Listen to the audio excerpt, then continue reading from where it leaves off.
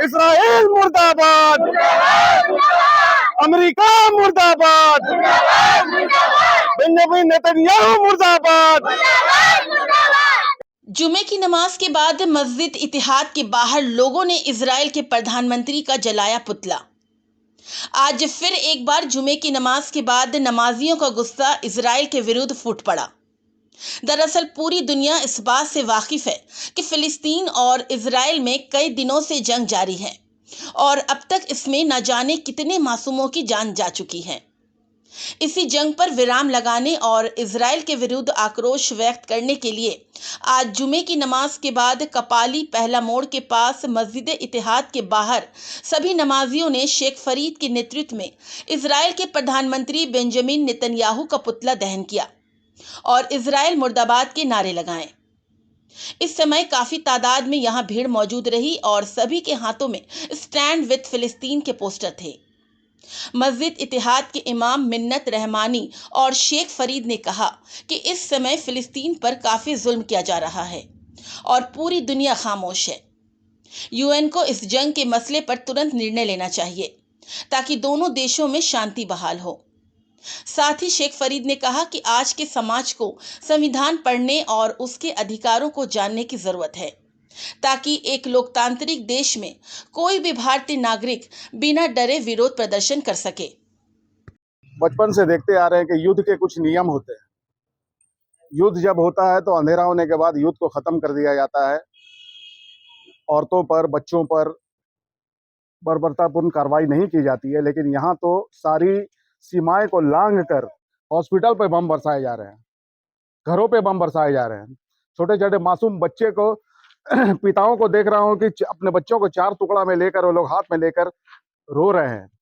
आप ये क्या दिखाना चाहते हैं? आप आज अगर अमेरिका सपोर्ट नहीं करेगा इसराइल को तो इसराइल का नेस्त नाबूद इस दुनिया से मिट जाएगा। आज अमेरिका, आज 30 साल पहले हम लोगों ने देखा था ना, तालिबान को हटाने के लिए क्या नहीं किया था। क्या तालिबान हट गया? आज तालिबान उसकी छाती में चढ़कर शासन कर रहा है। युद्ध खत्म होना चाहिए, शांति आनी चाहिए। अमेरिका को यह सोचना चाहिए ना कि अमेरिका को हथियार सप्लाई करना चाहिए। इसराइल जितना दोषी है उतना दोषी अमेरिका भी है। इसलिए हम लोग चाहते हैं कि इसराइल और उसका प्रधानमंत्री होश में आए, अपनी बर्बरतापूर्ण कार्रवाई को बंद करे, हॉस्पिटल पे बम नहीं बरसाए, घरों पे बम नहीं बरसाए। आप जंग लड़िए, उसकी जितनी ताकत है वो जंग लड़ेगा, आपकी जितनी ताकत है जंग लड़ेगा, लेकिन जंग की एक सीमा होती है जो वो लोग लांघ रहा है। इसलिए आज इसके एहतजाज किया गया और इसराइल का प्रधानमंत्री का पुतला दहन किया गया। भारत सरकार की मैं तारीफ करता हूं।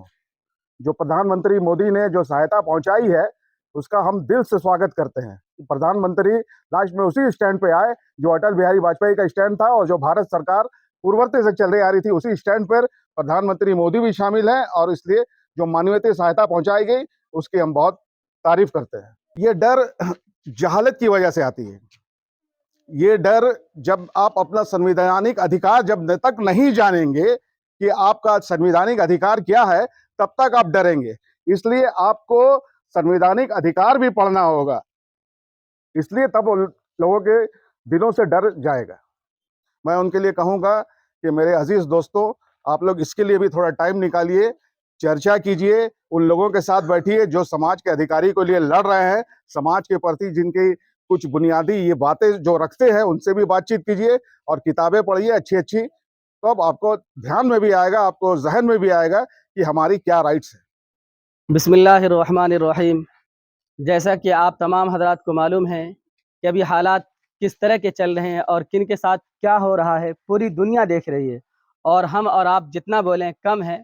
और जिनके साथ जो जुल्म ज़्यादती हो रही है, जो जालिम कौन है और मजलूम कौन है, पूरी दुनिया को मालूम है। मैं यही कहूँगा कि एक शायर ने एक यूँ कहा था कि तेरा जुल्म काफ़ी है हमें बेदार करने को, जो लोहा ज़र्ब खाता है वही तलवार बनता है। अभी ज़रूर ये बात है, ये बात सही है कि फ़लस्तीन के मुसलमानों के साथ जुल्म ज़्यादती हो रही है।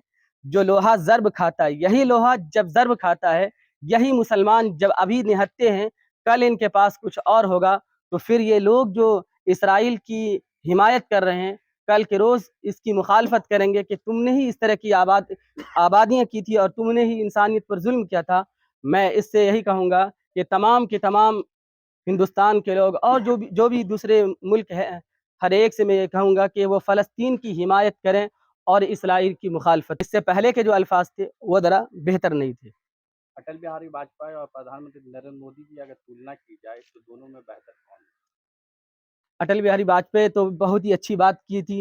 वो तो हर एक इंसान ये चाहता है कि उसी तरह की बात हो जो अटल बिहारी वाजपेयी ने की थी, और बाद में मोदी जी ने भी उनकी हिमायत की है, ऐसी बात नहीं कि नहीं की है। भाई वो तो बर्बरियत की आखिरी कर रहा है, वो कोई वैल्यू नहीं मानता। और ये कोई आज की बात नहीं है, ये 75 ईयर्स से यही चला रहा है। ये आज जो है हमास ने नहीं किया, बल्कि ये लास्ट 5 ईयर्स से कंटिन्यूअस इनके घरों पर बताया नहीं कि आपके घर को अगर निकाल दे, आपके बैंक बैलेंस को ले ले, तो आप क्या कीजिएगा। भाई ये लोग आखिरी जुल्म की इंतहा कर चुके हैं, और इसी के रिटेलिएशन में इस मरतबा हमास ने पहली मरतबा फेंका।